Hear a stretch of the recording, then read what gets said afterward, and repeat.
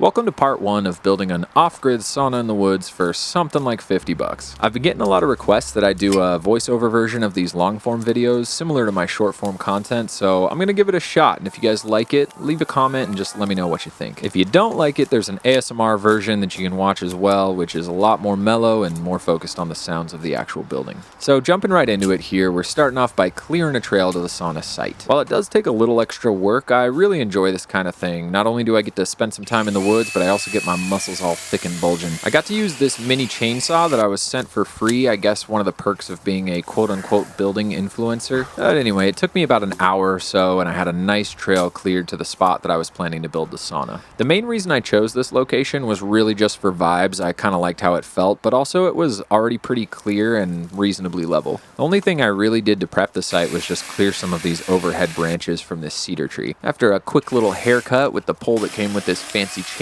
I was pretty much good to go. My butt looks good in this shot, doesn't it? Here you can see me assessing the situation, trying to decide if it's really worth leveling it out, but I decided in the spirit of actually trying hard, I would give it my best shot. Well, my best shot lasted about half an hour, and then I decided it was futile, and I moved on to making the foundation.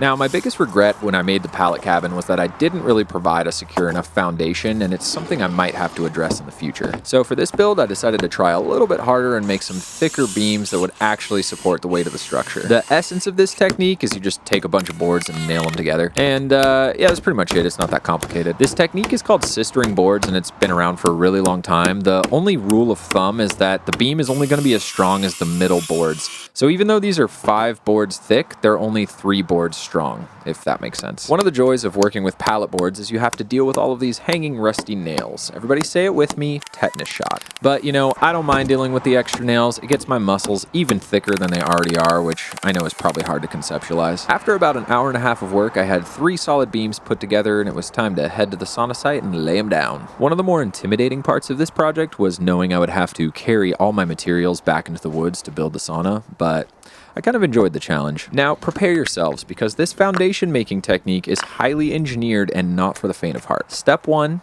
get some rocks. Step 2, dig a little hole. If you're like me, emphasis on little hole because digging is backbreaking. And once you've got your little hole dug, you just toss a little sand in there and put your rock on top, and you're basically done. I think this is a great time to throw in a little disclaimer. All of my content is for entertainment purposes only. This is not meant to be an expert telling you how to build a structure. If you choose to do this stuff on your own, more power to you, but please don't sue me if something goes wrong, okay? Thanks. Wow, thanks for killing the mood, Jake. Jesus. So we've got 9 rocks going down, 1 for each end of the beam and 1 in the middle to support the weight. I'd love to say that I had the discipline and determination to really take my time and level these out perfectly, but that would not be truthful. In reality, I just kind of eyeballed it and moved on. So here I'm using the extra stringers from some pallets to buckle all the beams together and make like one solid frame that I can put the subfloor on top of. I was pretty happy with how this turned out. I feel like it could hold quite a bit of weight. I've got a couple pallets here that I'm going to use for a subfloor / deck, and the main thing I learned from doing this with the cabin was that you want to try and find pallets that are similar thickness. Turns out pallets come in all sorts of random dimensions, and if you have one that's like half an inch thicker than the others, it's going to really throw things off when you try to put your floor in. Other than that, I just lay them down, nail them into the beams, and that provides a nice solid base that I can build off of. You know,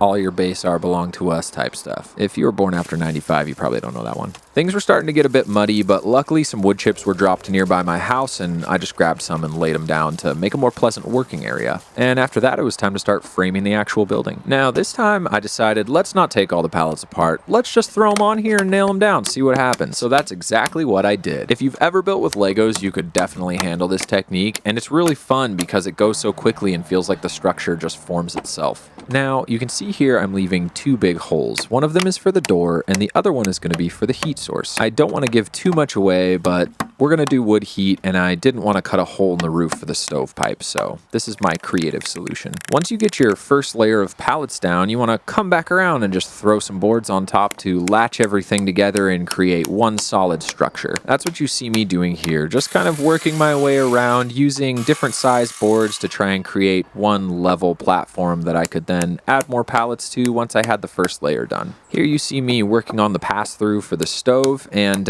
if this box doesn't look perfect perfectly square to you, you are not wrong. I did it incorrectly the first time and had to fix it off camera. With my corners latched together and a solid base structure, it was time to start adding pallets to the top. Now, here you see me shrinking down some pallets, which I know seems kind of like a dumb idea, and in a way, it was a dumb idea, but I didn't want the structure to get too tall, and for a sauna, you really only need the interior to be a little bit higher than 6 feet. So once I had about 5 of those pallets shrunk down, I started adding them to the top and nailing them right in like I did to the base. And look at that, it's really starting to come together. I bet it's really nice watching me do all this work while you sit there and snack on your couch. If you are snacking on your couch, you should leave me a comment and let me know what you're snacking on. Okay, that was a weird tangent. With the pallets added to the top, it was time to come back to the door area and add a bit of a frame so that we could tie everything together. One of the most annoying things about working with pallet wood is if you need something longer than 4 feet, you have to sister the boards together and make it yourself. But I've gotten pretty quick at this technique, and now I can get some of these done in just a couple minutes. A few minutes later, and I had 2 of them done. It was time to build the frame. So I put the bottoms of the boards up against something so they wouldn't move while I was nailing, and then I just threw a couple nails into each one. After getting one board on the base, I picked it up and worked it into position.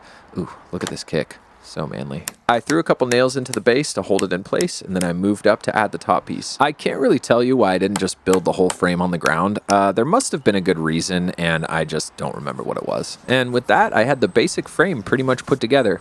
I'm going to take a minute to catch my breath. You guys enjoy this cinematic fade out. Oh, wow. Cinematic. With a new day, it was time to come back around and lock everything down a little tighter. One cool thing about using the pallet stringers is they have these notches out of them, so you can throw a nail right through there and get really solid contact, which you couldn't do with a normal 2x4. At first, I just tried to freehand this like a gorilla, but then I realized I wasn't that strong and I needed a clamp to add a little extra support. The clamp is also really nice because it holds everything in place so that you can get the nails in. Otherwise, it all just kind of falls apart while you're nailing. Look at that. It's almost like I know what I'm doing. So once the door frame was nicely secured, it was time to come around and add the top plate. The top plate is basically like what we did with the first layer of pallets, but it goes on top. It just kind of locks everything together and gives you something to nail the roof to. I'm gonna shut up for a second and let you guys enjoy this nailing montage, because isn't it satisfying? Oh, yeah. Oh, yeah. Oh, yeah.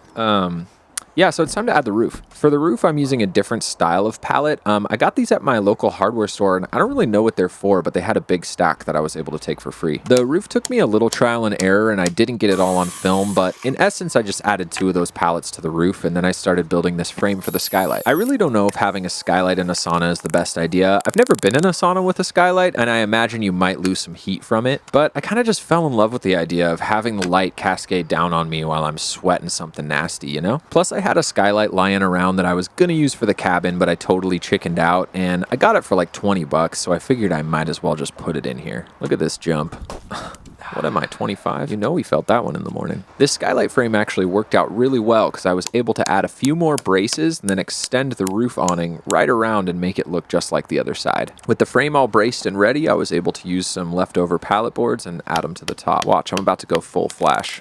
Oh my god, he's so fast. In order to save costs, for this portion I was using reclaimed pallet nails, which actually worked pretty well as long as you can find some that aren't too bent. Now that I had the base of my roof laid out, it was time to add one more frame to the top that the skylight would actually be resting on. This one goes on top of everything we've already built, and then it's going to sit just inside the skylight and keep it up off the roof a bit. If you're still watching, I'd like you to take a quick second to cheer me on and tell me how great my measuring skills were, because I was actually kind of impressed with myself. With the skylight frame in place, it was time to move on to the next portion of the build, which honestly was kind of spontaneous. If you watch my short form content, you've probably heard me drop a couple fantasy bombs here and there. The truth is, I'm a bit of a closet nerd and I really love anything magical and mystical. Well, following along with that interest, I wanted this structure to have more of a fantastical quality, so I decided to go about that by adding a green roof. I wanted the sauna to feel like a building you might stumble upon in the Kokeree forest and find like a boomerang or something. Plus, I got this black plastic for free a few weeks ago and I wanted to put it to use. This seemed like a great way to do it. When you get plastic like this at the store, they come in lots of different thicknesses. I'm gonna guess this one was between 4 and 6 mil. Ideally, you'd want more layers or something much thicker like a pond liner, but hey, we're dirtbag building here and we don't really care about stuff like that. You can see I'm going around and stapling it to this lip that I added, and that's gonna hold all the soil in place and keep the plastic up so that the water doesn't trickle down around it. Here I'm cutting a simple hole for the skylight in some weird triangle method that I saw on YouTube, and it kind of worked pretty good. I was very gentle in this portion because I didn't want to puncture the plastic any more than necessary, and and potentially cause more leaks down the road. But because this is basically going to be a hot, steamy room, I'm not really too concerned about leaking. The final part of the roof structure was to get the skylight in place, cross my fingers and toes, and hope it fit. And look at that.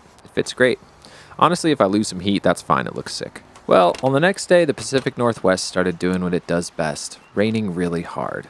But it was kind of nice because I could see if the roof was actually draining correctly. And here, check it out, it's working great. Once I was confident I had some pretty good drainage, it was time to start digging up some little fern babies and throwing them up there. Now, I bet you're wondering, why did I go with ferns and not moss? Everybody does moss, right? That guy Jacob Witzel, what's his face? He does moss and his buildings look so good. And I'm not gonna lie, that other Jacob is totally goals. But for this build, I guess I just thought that ferns might show up a little bit better on the roof. Plus, who doesn't love ferns? I mean, everybody loves ferns. Also, aside from that, moss can take a really long time to grow, and in my particular environment, there's not really an abundance of it, so I felt kind of bad just ripping it off of trees. My basic technique here was just to lay down a bunch of wood chips that hopefully would absorb some moisture and keep the plants alive, and then kind of just throw some ferns on top of it and tuck them in. If it wasn't the depths of winter and the wettest season here, these definitely would die pretty quickly, but I'm kind of hoping that they have some time to establish themselves before the heat really kicks in. You can't tell me that skylight doesn't look fucking cool. I mean, come on. I also took some time to find ferns that had been recently disturbed or were in less than ideal areas, so I didn't just have to rip prime ferns out of the ground, except for this guy.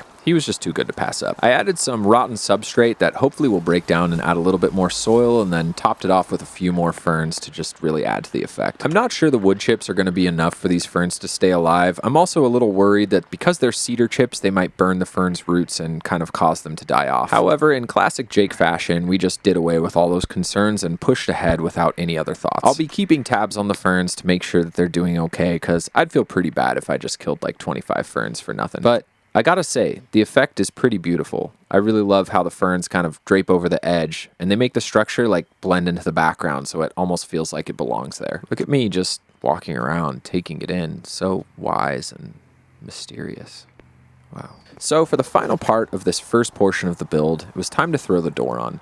I wanted to get the door on just to get a sense of completion and feel like I'd actually done something with my life. Plus, I was low-key stressing about whether it was going to work like the whole time, so I just needed to get it over with and move on. I had 2 full-length 2x4s lying around that were scrap from something that I had salvaged, and I decided to use those for the door because they're nice and straight and easy to work with. And once I had the frame locked in, it was time to go work on the door. You guys might recognize this door from the pallet cabin. No, I didn't cannibalize the pallet cabin for the sauna. That would be crazy. I got these doors for free coming out of some guy's barn they'd been sitting around in for like 20 plus years. They were old French doors, and I feel like I really lucked out because they're true cedar. This one was falling apart a bit, but after I added a couple screws, it was totally secure again. Then it was time just to strip off all this paint and really get that cedar effect coming through, baby. I was really happy with how it turned out. I feel like the smaller frame around the outside gives it a more modern appeal. I hope y'all are proud of me for cleaning this window, okay? Because I really thought about you guys while I was doing it. It was getting way too dark to keep working, but I just had to get this project done, so I went outside and hung the door real quick,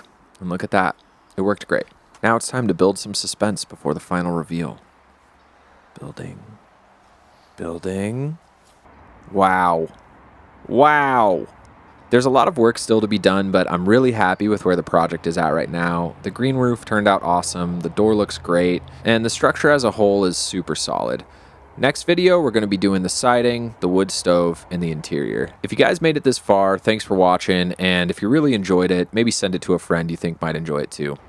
Otherwise, I'll see you guys in the next one.